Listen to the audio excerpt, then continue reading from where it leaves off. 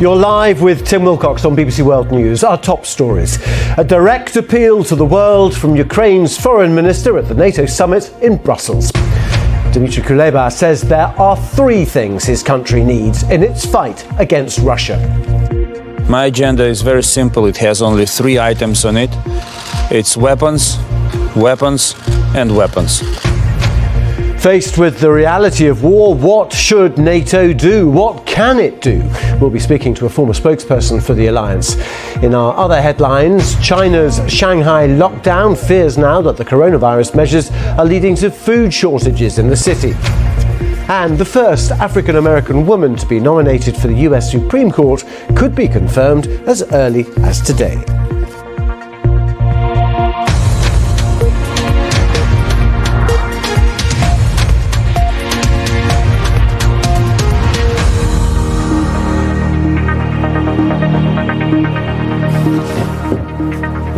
Hello, welcome to the programme. The message from Ukraine's foreign minister was blunt. If the world wanted to help Ukraine, his country needed weapons to fight. Dmitry Kuleba also demanded the imposition of the toughest sanctions against Moscow. Well, he was speaking in Brussels ahead of a meeting of NATO foreign ministers there. They have been discussing how best to arm Ukraine against a renewed Russian attack in the east. Here's a little of what Dmitry Kuleba had to say. My agenda.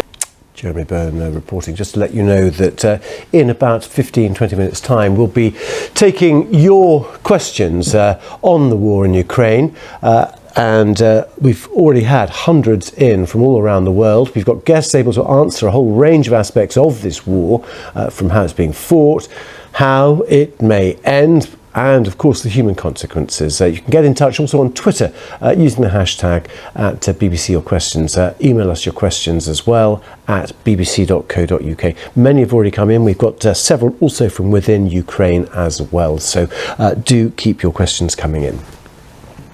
You're live with Tim Willcox. Still to come, new research suggests a positive COVID test leads to an increased risk of blood clots in the 6 months after infection.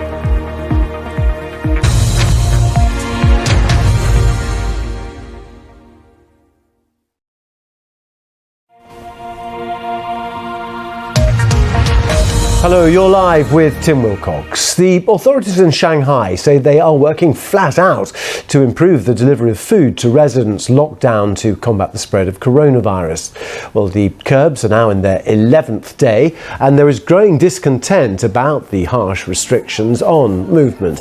China has more cases of coronavirus than at any point in the pandemic as it tries to maintain its zero COVID strategy.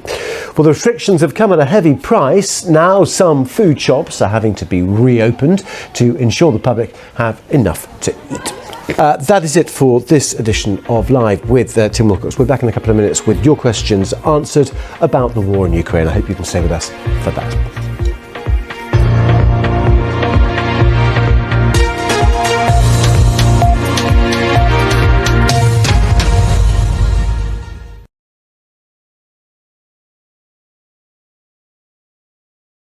BBC experts check the facts behind the stories making the headlines. Go to the BBC News website and app to answer any questions you have about the big stories of the day.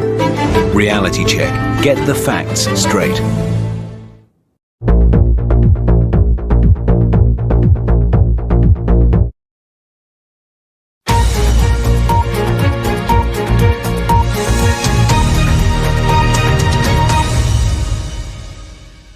Which conditions, either inside Russia or outside, will make Putin stop further aggression and further invasion into Ukrainian territory? What can Western and Central regions of Ukraine expect in the nearest future? And can people who had to leave their houses from those regions to get back home, is it safe? What is required from us as citizens and from our leaders to actually gain the international financial support in the post-war time, in the post-war period, to rebuild our cities. What we can expect from our partners around the globe? I mean, like, can we expect on some air defense systems? Can we expect on more weapons? How do we make sure that attention is paid at all times and the situation here and the war in Ukraine does not become the thing of yesterday. Hello and welcome to Your Questions Answered. Those were just some of the voices of young Ukrainians in Lviv whom we spoke to in the last few days and asked us to send their questions. The questions, some of which we will be putting to our panel today, as well as more, of course, from viewers right around the world. This, one of the most alarming conflicts perhaps since the Second World War, already involving the deaths of civilians and serious clashes between Russian forces and Ukrainian forces, now pulling in more weaponry, as we know, from NATO and elsewhere. Well, let's just look at our panel now, because from Hertfordshire, Emily Ferris is the Royal United Services Institute Research Fellow. Hello, Emily. You are a fluent Russian speaker as well, and I think you worked extensively across Russia. You're also an expert on domestic politics and, in particular, Vladimir Putin, who has been in power, of course, for more than 20 years now. To Emily's right is Andrew Gaylor, head of land, vehicles and weapons at the defence intelligence publisher Jane's. He's also a former British Army infantryman, and he joins us from Sussex. Welcome to you. Now, just below Emily, in Colchester, we're joined by Professor Lee Marler, a barrister and director of the consultancy firm Pavocat, which specialises in the law of war. Previously, Lee has been a lawyer at both the United Nations and also for the British Army.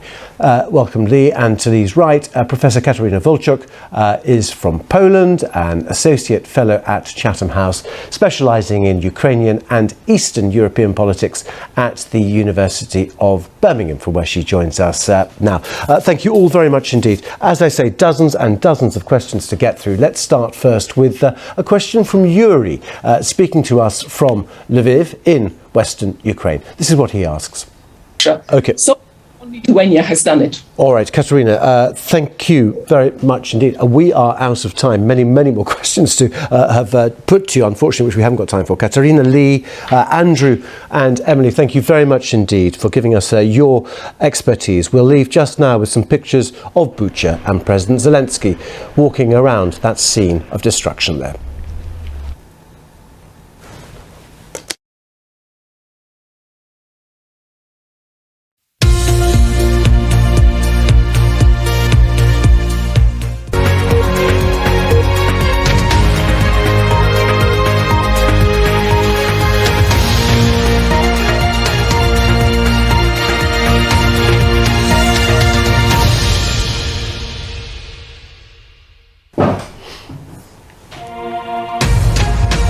You're live with Tim Willcox on BBC World News. Our top stories: a direct appeal to NATO from Ukraine's foreign minister.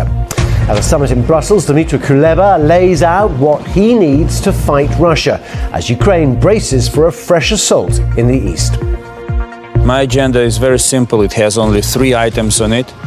It's weapons, weapons and weapons. So how should NATO balance Ukraine's need for more powerful weapons with the risk of escalating the war? We'll be talking to a former British Army tank commander. In other headlines, China's Shanghai lockdown fears now that the coronavirus measures there are leading to food shortages in the city. Scientists may have found the first fossil remains of a dinosaur that died on the very day a huge asteroid collided with the Earth more than 60 million years ago. And with golf's first men's major of the year about to tee off, all eyes are on Tiger Woods, competing just 14 months after a near-fatal car crash. In the next hour, we'll be live in Lviv, Kyiv and in Edmonton, Canada, meeting the winner of the World's Press Photo Awards.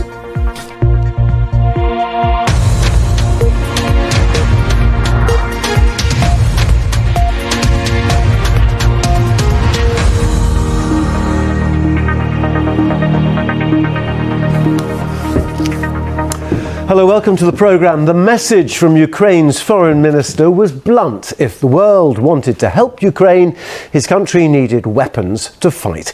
Dmitry Kuleba also demanded the imposition of the toughest sanctions yet on Moscow. He was speaking in Brussels ahead of a meeting of NATO foreign ministers. They have been discussing how best to arm Ukraine against a renewed Russian attack in the east of the country.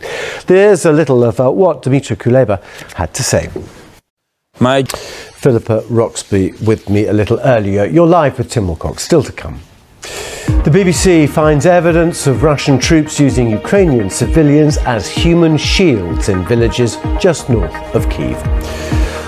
Also, we'll be live in Edmonton in Canada, meeting the winner of the World Press Photo Awards. Stay with us.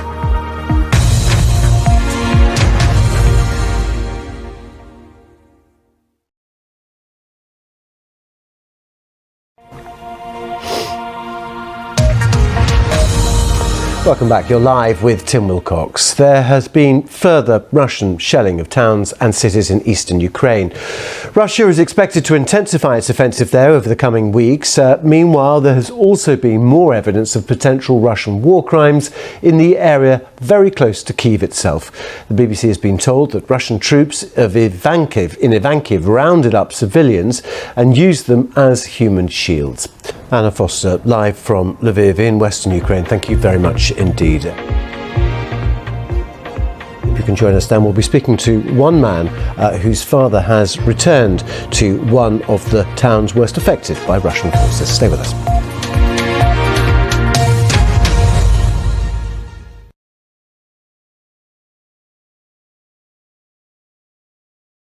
Hello, I'm Ross Atkins with Outside Source. This is the extraordinary story of climate change. Vaccines for Ukraine. Let's look at some of the international reaction. Tell us what you've been hearing. In practical terms, what does that mean? And let's just remind ourselves, this is all part of the same story. Piece the story together with Ross Atkins. Outside Source on BBC World News. You're live with Tim Willcox on BBC World News. Our top stories: a direct appeal to NATO from Ukraine's foreign minister. At the summit in Brussels, Dmitry Kuleba lays out what he needs to fight Russia as Ukraine braces for a fresh assault in the east. My agenda is very simple. It has only 3 items on it. It's weapons, weapons, and weapons. In the United States, Judge Ketanji Brown Jackson will make history as the first African-American woman to be appointed to the 9-member Supreme Court. Scientists may have found the first fossil remains of a dinosaur that died on the very day a huge asteroid collided with the Earth more than 60 million years ago. And with golf's first men's major of the year about to tee off, all eyes are on Tiger Woods, competing just 14 months after a near-fatal car crash. In the next half hour, we'll be live in Kyiv and in Edmonton in Canada, meeting the winner of the World Press Photo Awards.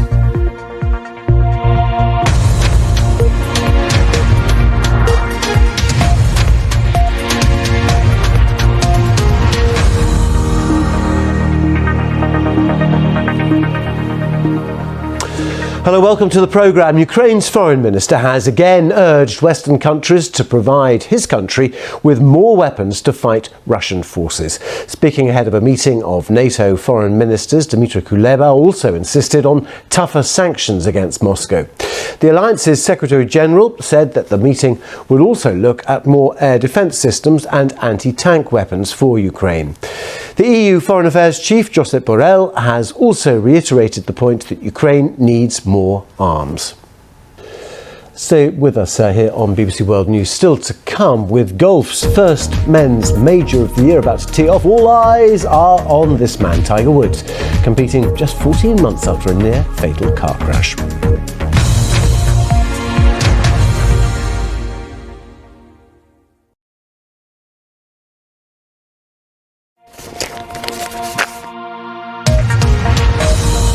Welcome back. You're live with Tim Willcox. Now, let's have a look at some other stories making the headlines this hour. Colombia's Supreme Court has approved the extradition to the United States of the accused drug lord Dairo Antonio Usaga, known as Otoniel. Until his capture in October last year, he was the country's most wanted drug trafficker and the leader of the country's biggest criminal gang. Yemen's president has dismissed his vice president and irreversibly delegated his own powers to a presidential council. President Hadi said the council would carry out duties for the government. The announcement removed some of the obstacles to efforts to revive negotiations on ending the country's 7-year civil war. Seeing some residents. Australia's largest city, Sydney, has received more than an average month's worth of rainfall in one day.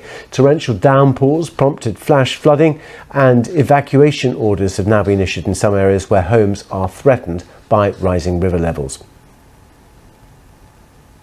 In the United States, Judge Ketanji Brown Jackson will be making history later as the first African-American woman to be appointed to the 9-member US Supreme Court. The 51-year-old will replace Stephen Breyer, who retires later this year. She's expected to be confirmed by a narrow majority in the Senate. Currently number 12, nursing a bit of a neck injury though, which might give him some problems, and of course you can't rule out the current world number 9, Rory McIlroy, who is looking to complete that Grand Slam of golf, winning all 4 majors, but that blazer still evades him. I'm having to stop you. We're out of time. Only a few seconds left. Thank you very much for watching. See you soon.